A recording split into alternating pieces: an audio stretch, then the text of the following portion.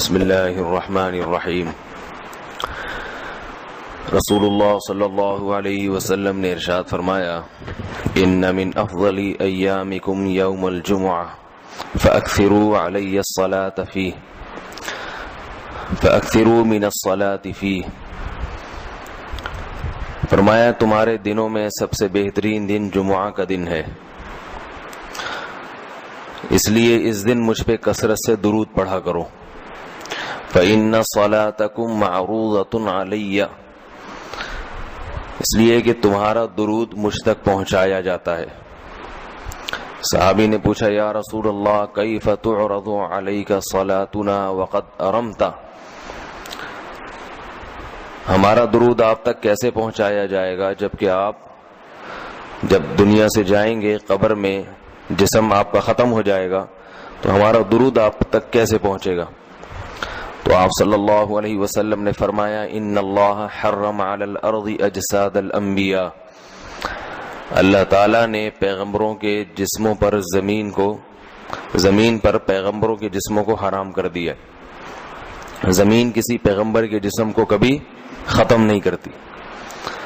تو یہ بھی امت کا اجماعی عقیدہ ہے کہ جتنے بھی انبیاء ہیں ان کے جسم بالکل سلامت رہتے ہیں۔ شہداء میں تو یہ بہت زیادہ مشاہدہ ہوتا ہے، بہت سارے شہداء کے جسم سلامت رہتے ہیں۔ تو ایک اور حدیث میں آپ صلی اللہ علیہ وسلم نے فرمایا، من صلی علی صلاۃ صلی اللہ بہا عشرہ، جس نے مجھ پر ایک دفعہ درود بھیجا۔ درود کہتے ہیں نبی صلی اللہ علیہ وسلم کے لیے اللہ تعالیٰ سے خصوصی رحمت کی دعا کرنا۔ ایک ہوتا ہے عام دعا، کسی کے لیے بھی رحمت، صلات کہتے ہیں خصوصی رحمت جو اللہ اپنے خاص بندوں پہ کرتا ہے۔ اس لیے صلات کا جو لفظ ہے نا، یہ درود اور صلات یہ پیغمبر کے علاوہ کسی کے لیے جائز نہیں ہے، کیونکہ یہ صلات خاص کس کے خاصہ ہے؟ یہ پیغمبروں کا۔ اس لیے ہم اللہم صلی علی محمد تو کہہ سکتے ہیں، لیکن یوں نہیں کہہ سکتے اللہم صلی علی فلان۔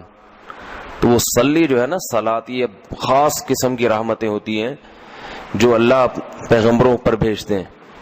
تبھی قرآن میں آتا ہے اولئک علیہم صلوات من ربہم ورحمہ، کہ جو لوگ صبر کرتے ہیں ان پر اللہ کی خصوصی رحمتیں بھی ہیں اور رحمت بھی ہے۔ تو پتہ چلا صلات اور رحمت میں فرق ہے۔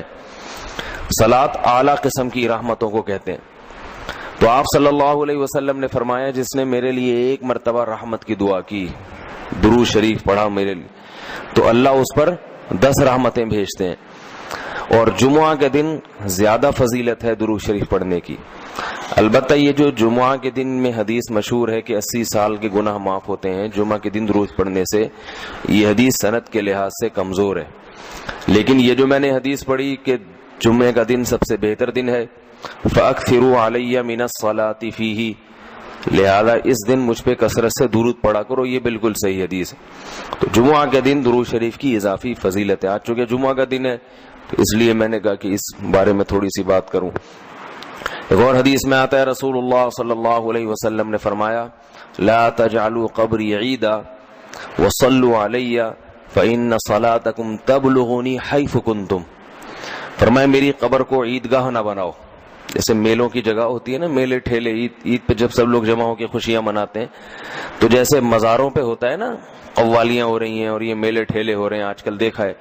تو پہلے زمانے میں بھی جب کوئی نیک آدمی دنیا سے جاتا تھا تو لوگ اس کی قبر پہ دھرنے مار کے بیٹھ جاتے تھے، اور وہ مجاور اور یہ سب جو ہمارے یہاں ہوتا ہے۔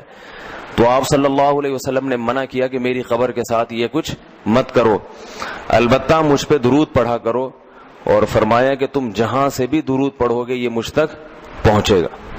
ایک اور حدیث میں رسول اللہ صلی اللہ علیہ وسلم نے فرمایا، ما من احد یسلم علی الا رد اللہ علی روحی فارد علیہ، کہ جب بھی کوئی مجھ پر سلام بھیجتا ہے اللہ میری روح کو میرے جسم میں لوٹاتے ہیں اور میں اس کے سلام کا جواب دیتا ہوں۔ اب یہ کیسے ہوتا ہے؟ چونکہ یہ برزخی زندگی میں ہے، لہذا اس کی کیفیات میں اور گہرائی میں جانے کی اجازت نہیں ہے۔ جیسے اللہ بہتر سمجھتے ہیں یہ ہوتا ہے، اس کی حقیقت کا ہمیں علم پوری طرح نہیں ہے، برزخی زندگی ہے۔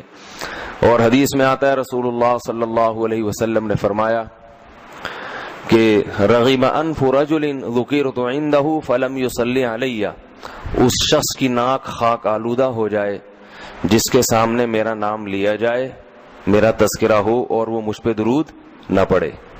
ایک اور حدیث میں آپ صلی اللہ علیہ وسلم نے فرمایا البخیل من ذکرت عندہ فلم یصلی علی، وہ شخص کنجوس ہے، بخیل ہے، جس کے سامنے میرا نام آئے اور مجھ پہ درود نہ پڑے۔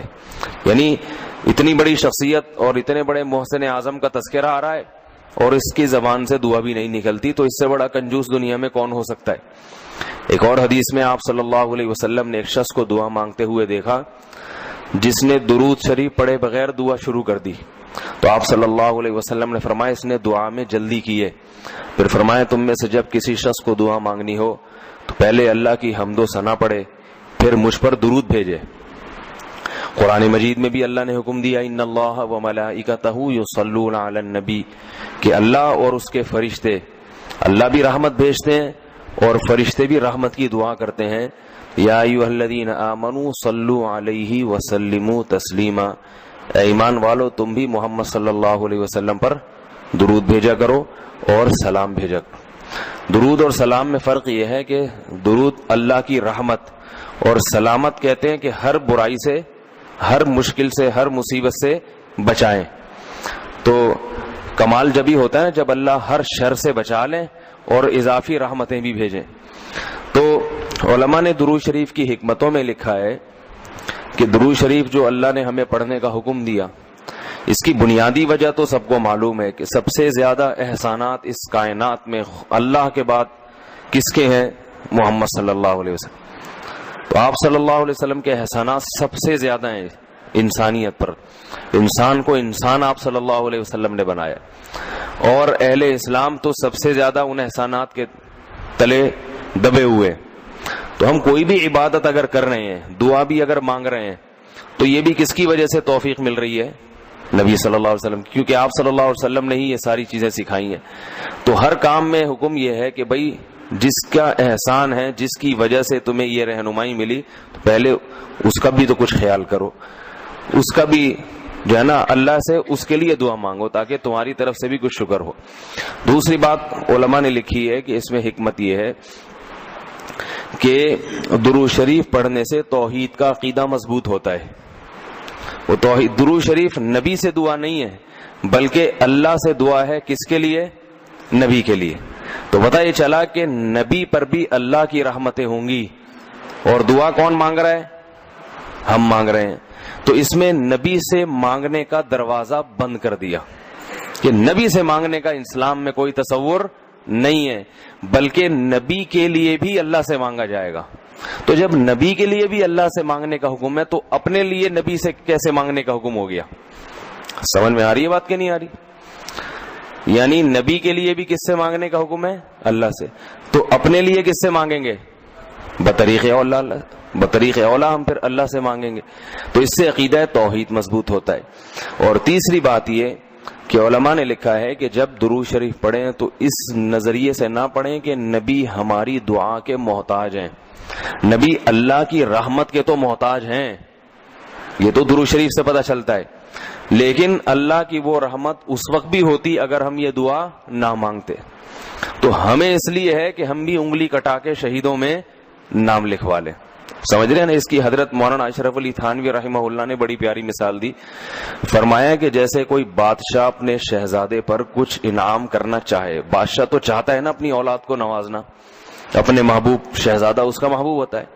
تو آپ اگر بادشاہ سے سفارش کر دیں کہ حضرت یہ تحفہ آپ اپنے شہزادے کو دے دیں یا یہ فلاں چیز اپنے شہزادے کو، تو بادشاہ تو پہلے بھی دے رہا ہے، لیکن آپ کے کہنے سے وہ اور خوش ہو جائے گا، اور خوش ہو جائے گا کہ بھئی دیکھو جو کام میں چاہتا تھا یہ بھی اسی کی درخواست کر رہا ہے۔ تو نتیجہ کیا نکلے گا؟ تھوڑا سا آپ کو بھی دے دے گا وہ، ٹھیک ہے نا، کہ چلو یہ گڑ تم بھی منہ میٹھا کر لو اپنا، تم نے اتنا اچھا کام کیا۔ اور اگر آپ کسی کو حکم دیں اس کے دشمن پہ خرچ کرنے کا، آپ جا کے کہیں بھائی وہ تمہارا دشمن ہے، تمہارا دل چاہتا ہے اس کا گلا دبا دو، تو ایسا کرو اس کو ہدیے ودیے دیا کرو، تو کہے گا میں اس کو گلا دبانا چاہتا ہوں اور تو ہدیے کی ترغیب دے رہا ہے تو میں تیرا بھی گلا دباؤں گا۔ تو دشمن پہ خرچ کرنے کا جب حکم دیا جاتا ہے تو اس سے سامنے والا غصے میں آتا ہے۔ دوست پہ خرچ کرنے کا، احسان کرنے کا جب آپ کسی کو کہیں گے تو وہ خوش ہوتا ہے۔ باپ کو اگر کہا جائے نا اپنے بچوں پہ اور کھلائے کریں، بڑی خوشی ہوتی ہے، تو باپ کا دل اور سینہ اور چوڑا ہو جائے گا۔ تو ایسا ہی اللہ تعالیٰ کو اپنے رسول صلی اللہ علیہ وسلم سے محبت ہے۔ اللہ تو خصوصی رحمتیں بھیجیں گے ہی، لیکن ہم اگر اللہ سے درخواست کر دیں گے کہ اللہ تو خصوصی رحمتیں بھیج، تو اس میں تھوڑی سی ہماری بھی کیا ہو جائے گی، دخل اندازی ہو جائے گی۔ اللہ تو ویسے ہی کر رہا ہے، تو اللہ کہے گا چلو تو نے بھی سفارش کر دی تو ان پہ تو کر ہی نہ ہوں، یہ 10 رحمتیں تجھ پر بھی ہو جائیں گی۔ اور چوتھا فائدہ کیا ہے درود شریف پڑھنے کا، کہ انسان کے دل میں محمد صلی اللہ علیہ وسلم کی محبت بڑھتی ہے۔ انسان جس کے لیے دعا مانگتا ہے لاشعوری طور پہ، تو نبی صلی اللہ علیہ وسلم کی جتنی زیادہ محبت ہوگی اللہ کی خود بخود اتنی ہی زیادہ ہوگی، کیونکہ نبی سے محبت اللہ ہی کی وجہ سے ہوتی ہے، یہ الگ الگ چیز نہیں ہے۔ اللہ کے رسول ہے نا، اسی وجہ سے تو ہے، تو جتنی محبت بڑھے گی اللہ کی محبت اتنی زیادہ۔ اور پانچواں فائدہ کہ جتنی نبی کی محبت ہوگی، انسان کو جس سے محبت ہوتی ہے اس کی اتباع آسان ہوتی ہے، بغیر دلیل کے بھی مانتا چلا جاتا ہے۔ جس سے نفرت ہوتی ہے نا، اس سے ہر بات پہ دلیل، کیوں بھائی ایسا کیوں ہے؟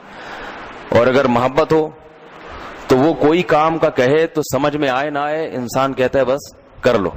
صحابہ کرام کے محبت کے جو واقعات ہیں، حضرت انس رضی اللہ تعالی عنہ جب بھی کھانا پکتا تھا، اگر اس میں لوکی یا کدو پکتا تو کدو کے ٹکڑے تلاش کر کر کے کھاتے تھے۔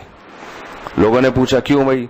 فرماتے ہیں کہ میں نے رسول اللہ صلی اللہ علیہ وسلم کو دیکھا ہے کہ کدو شوق سے کھاتے تھے آپ۔ تو نبی سے محبت تھی، کدو سے محبت ہو گئی۔ حالانکہ یہ شریعت کا حکم نہیں ہے لوکی اور کدو سے محبت کرو، یہ تو اپنی انسان کی اپنی رغبت ہوتی ہے، کسی کو کسی چیز سے، کسی کو کسی چیز سے، لیکن عشق کی انتہا ہوتی ہے تو انسان کو محبوب کی محبوب چیزوں سے بھی ہو جاتی ہے۔ تو ہمیں بھی اگر نبی صلی اللہ علیہ وسلم سے محبت ہوگی صلی اللہ علیہ وسلم، تو اگر کدو سے نہ بھی ہو تو کوئی اتنا مسئلہ نہیں ہے، لیکن فرائض واجبات سے تو ہو جائے گی نا، جو شریعت میں ضروری ہیں، جن کی آپ صلی اللہ علیہ وسلم نے بہت تاکید کی ہے، تو ان سے تو ہوگی نا کم از کم۔ محبت نہیں ہے تو ہر وقت بیٹھ کے لوجی کی تلاش، داڑھی تک نہیں رکھے گا، داڑھی کا سمجھاؤ تو کہ بھائی کیوں بھائی، پھر یہ سمجھاؤ کہ بھئی آپ صلی اللہ علیہ وسلم کے اخلاق ایسے تھے، نہیں میری سمجھ میں نہیں آتے، ایسے کیسے اخلاق بنائے جا سکتے ہیں خادموں کے ساتھ۔ تو محبت ہو جاتی ہے تو سارے کام آسان ہو جاتے ہیں۔ تو درود شریف پڑھنے کا ایک فائدہ یہ بھی ہے، تو اس لیے ہمت کر کے علماء نے جو ایک نصاب بتاتے ہیں نا، روزانہ 100 دفعہ صبح 100 دفعہ شام۔ ویسے تو سب سے بہتر درود ابراہیمی ہے جو نماز میں ہم پڑھتے ہیں، آپ صلی اللہ علیہ وسلم نے سکھایا ہے۔ یہ نہ ہو مشکل لگے تو اتنا کر لو صلی اللہ علیہ وسلم، صحیح ہے نا؟ یہ 100 دفعہ پڑھ لیں، کتنا ٹائم لگتا ہے اس میں؟ صبح 100 دفعہ پڑھ لیا، 100 دفعہ شام کو پڑھ لیا، اور اگر پورا ہفتہ توفیق نہیں ملتی تو کم از کم جمعہ ہی کے دن پڑھ لے انسان۔ سمجھ رہے بات کو؟ نہیں سمجھ رہے بھائی؟ میرا خیال نہیں آ رہی؟ جمعہ کا دن پڑھ لے انسان، اس میں زیادہ فضیلت ہے۔ اور یہ جو درود شریف ہے نا، یہ صلی اللہ علیہ وسلم پورا پڑھنا چاہیے۔ میں کل بھی بیان میں کہا تھا نا، ساشے آ رہے ہیں ہر چیز کے، تو جیسے سلام کے ساشے نا، سلام کرنا ہو نا اتنی سی آواز آتی ہے بس، تو درود شریف بھی حضور صلی اللہ علیہ وسلم نے فرمایا۔ لوگ کیا کہتے ہیں؟ حضور صلی اللہ علیہ وسلم نے فرمایا، بھائی صلی اللہ علیہ وسلم بول دو پورا۔ لکھنے میں بھی علماء نے بیان کیا ہے کہ مجلس میں، کسی مجلس میں جب آپ صلی اللہ علیہ وسلم کا نام آئے تو کم از کم ایک دفعہ درود شریف پڑھنا واجب ہے، بار بار واجب نہیں ہے، بار بار افضل ہے۔ مجلس میں جب ایک دفعہ نام آیا تو پہلی دفعہ بہرحال واجب ہے، یا کم از کم ایک دفعہ اس مجلس میں، بار بار پڑھنا ضروری نہیں ہے، بہتر ہے۔ تو یا تو پڑھے ہی نہیں، ایک دفعہ پڑھ لیا کافی ہے، لیکن پڑھیں تو پھر ساشے نہ لے کر آئیں، درود شریف کو بگاڑے نہیں، پورا ہونا چاہیے صلی اللہ علیہ وسلم۔ اور اگر آپ کو ڈر یہ ہے کہ نہیں بار بار پڑھنے سے میری زبان گھس جائے گی، نقصان ہوگا اور توانائی کم ہو جائے گی، روزہ زیادہ لگے گا، تو ایک ہی دفعہ پڑھ لے، مگر طریقے سے پڑھ لے، ساشے نہ لے کر آئے صلی اللہ علیہ وسلم، اس طرح نہ کرے۔ اسی طرح لکھنے میں بھی آپ صلی اللہ علیہ وسلم کا جب نام آئے تو مجلس ایک ہے تو ایک دفعہ کہہ دے آدمی زبان سے، لکھنا واجب نہیں ہے۔ آپ صلی اللہ علیہ وسلم کے نام کے ساتھ درود شریف لکھنا واجب نہیں ہے، افضل ہے۔ تو یا تو اگر یہ ڈر ہے کہ میں نے لکھ دیا پورا نام تو میرا پین گھس جائے گا، سیاہی کا خرچہ زیادہ آئے گا, پیسے زیادہ بھرنے پڑیں گے, مجھے مہنگائی کا دور ہے, اتنی سیاہی میں افورڈ نہیں کر سکتا, تو پورا نام ہی نہ لکھے, یعنی درود شریف لکھے ہی نہیں. لیکن اگر لکھنا ہے تو چھوٹا سا سواد نہ ڈالے, سمجھ رہے بات کو, باقی ساری چیزیں پوری ہیں. یہ نہیں کہ والد محترم میں صرف واو لکھ دیا, ابا خود ہی سمجھ جائیں گے والد کی بات چل رہی ہے, ٹھیک ہے نا, زید کا نام آیا تو صرف زے لکھ دیا. کبھی ہوتا ہے ایسے؟ ہوتا ہوگا شاید آپ کے یہاں. اور جتنی باتیں آ رہی ہیں صرف کچھ ساشے پیش کر دی, ایسا نہیں ہے. جب درود شریف لکھنے کی بات آتی ہے تو صرف چھوٹا سا سواد ڈال دیا. تو بھائی اتنی تکلیف اگر ہو رہی ہے تو نہ لکھو, کوئی فرض تھوڑی ہے. لیکن اگر لکھنا ہے تو احترام کا تقاضا کیا ہے, پورا نام لکھا جائے صلی اللہ علیہ وسلم. دیکھو حدیث کی اتنی بڑی بڑی کتابیں محدثین نے جو لکھی ہیں, کتنی بڑی بڑی کتابیں, جب بھی آپ صلی اللہ علیہ وسلم کا نام آئے گا تو محدثین پورا درود شریف لکھتے ہیں صلی اللہ علیہ وسلم. کسی حدیث کی کتاب میں, امام بخاری کی ہو, امام مسلم کی ہو, یا ابن ماجہ ہو, یا صحیح ستہ کی جتنی کتابیں اس کے علاوہ بھی ہیں, جب درود ہوگا تو پورا صلی اللہ علیہ وسلم ہوتا ہے. تو لکھنے میں بھی اس کا اہتمام کرنا چاہیے, پورا نام لکھ دیا جائے. یہ جو میں کہہ رہا ہوں نا قلم گھس جائے گا اور یہ ہو جائے گا, یہ تو بخیل آدمی کے لیے, ورنہ کس قلم تھوڑی گھستا ہے. لکھنے پورا تحریر لکھ رہے ہوں, جب بھی نام آئے صلی اللہ علیہ وسلم پورا لکھنا چاہیے. اللہ تعالیٰ عمل کی توفیق عطا فرمائے. ایک چھوٹی سی آخر میں بات سن لیں کہ آپ صلی اللہ علیہ وسلم کا جو لقب ہے نا, لوگ مختلف ناموں سے پکارتے ہیں. کوئی کہتا ہے حضور اکرم صلی اللہ علیہ وسلم نے فرمایا, یہ بھی ٹھیک ہے, آپ سب سے اکرم ہیں. کوئی کہتا ہے سرور دو عالم صلی اللہ علیہ وسلم نے فرمایا. کوئی کہتا ہے حضور صلی اللہ علیہ وسلم نے فرمایا. یہ سب ٹھیک ہے نام, لیکن سب سے بہترین جو نام آپ کے لیے ہے رسول اللہ صلی اللہ علیہ وسلم, کیونکہ اس سے بڑا لقب کوئی بھی نہیں ہے. رسول اللہ کا مطلب اللہ کے سفیر, تو یہ سب سے بڑا منصب ہے. اس لیے عام استعمال میں جو صحابہ کا بھی طریقہ تھا, نبی اللہ, صحابہ کیا کہتے تھے, نبی اللہ یا رسول اللہ. تو محدثین بھی جو لفظ آپ کے لیے استعمال کرتے ہیں رسول اللہ صلی اللہ علیہ وسلم یا نبی اللہ, تو عام استعمال میں یہ زیادہ بہتر ہے. وہ بھی ٹھیک ہے, سرور کائنات, حضور اکرم, شفیع المذنبین, سب صحیح ہیں. لیکن ہوتا ہے نا جب بہت سارے آپشن ہو تو انسان سلیکٹ کرتا ہے سب سے بہترین کو. تو سب سے بہترین لفظ آپ کے لیے کیا ہے, رسول اللہ. یہ سب سے بہترین لقب. اللہ تعالیٰ سمجھنے کی عمل کی توفیق عطا فرمائے. مفتی طارق مسعود صاحب کے لائیو بیانات سننے کے لیے facebook.com/مفتی طارق مسعود کو فالو اور لائک کرنا مت بھولیں, اور ویڈیو کو زیادہ سے زیادہ شیئر کر کے صدقہ جاریہ میں اپنا حصہ ضرور ڈالیں. جزاک اللہ.